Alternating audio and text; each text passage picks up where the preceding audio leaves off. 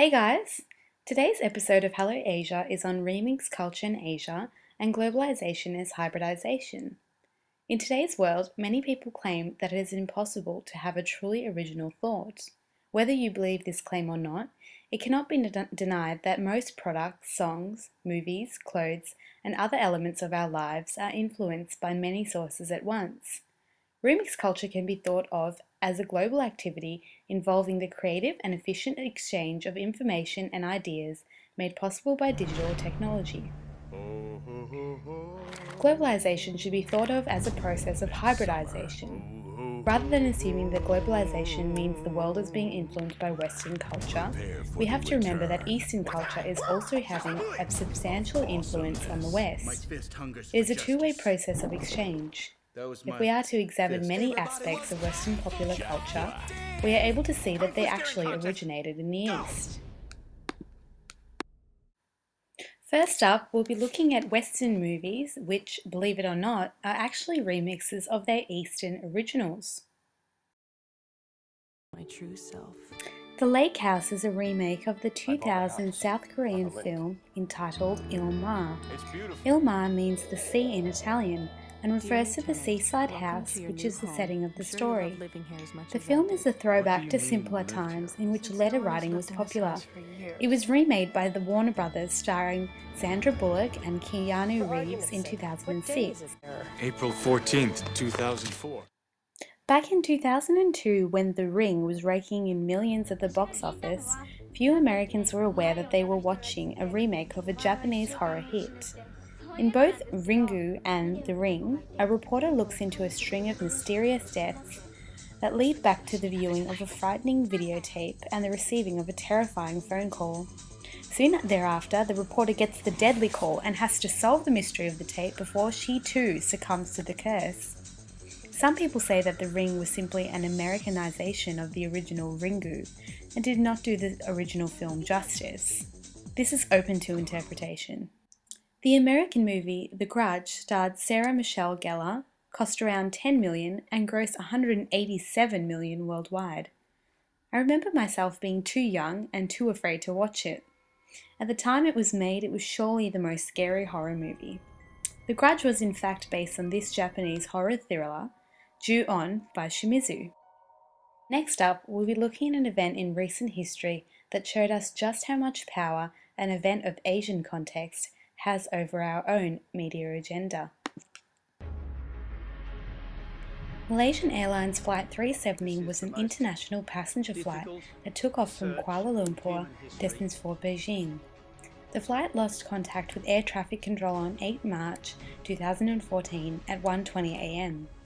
The aircraft was carrying 227 passengers from 14 nations. There has been no confirmation of any flight debris, and no crash site has been found to date. The loss of the flight started a huge multinational search and rescue effort, costing hundreds of millions of dollars and becoming the most expensive search in aviation history. The international effort has led to 26 countries contributing planes, ships, submarines and satellites to the search. Interestingly, the search has remixed this traditional technology with newer crowdsourcing technology. Satellite firm Digital Globe put its Tom Nod crowdsourcing platform to work in an effort to track down the plane. Volunteers are assigned a collection of satellite images to examine and pin any possible clues of wreckage. Digital Globe analysis will then review any pins made.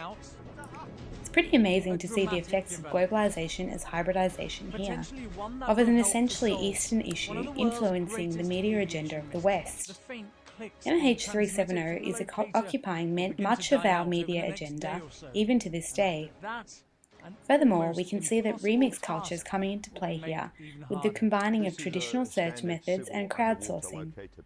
What are the implications of crowdsourcing? While it's great that the citizens of the world are able to be involved in the search for the plane, is there potential for sabotage?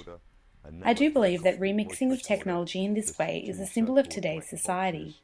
Old technology works in harmony with the new, the old being trusted and the new almost in a form of beta testing. I think remixing of technology in this way is vital to our attempts to better ourselves as a society. Of great importance in finding the black box. Finally, remix culture is having a huge influence on the social sphere of many Asian countries.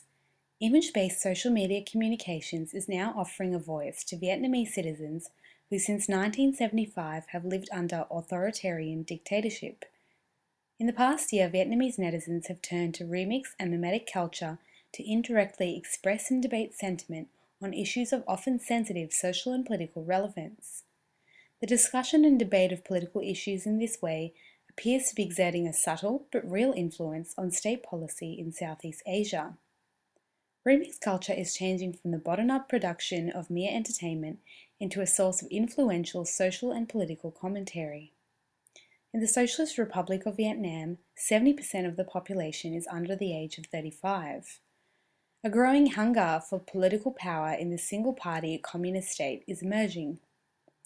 Due to restrictions on both traditional and online expression, people in Vietnam are turning to the creativity of remix culture and mimetic content to engage in public discussion about government policies and decisions, individual public officials, and institutions. For example, there was a popular event in mimetic culture relating to the mistakes of Vietnam's Minister of Health throughout the latter half of 2013. On July 20, 3 newborn infants in Vietnam's Quang Tri province died just minutes after receiving standard hepatitis B vaccinations. The next day, the Minister of Health travelled to Quang Tri. She ignored opportunity to pay the families of the deceased children a visit. The minister cited a full schedule as the reason for her inability to visit the families. She also declined to comment on the deaths. One of the most visible and effective forms of speaking out on the topic were the memes that took over the Vietnamese web.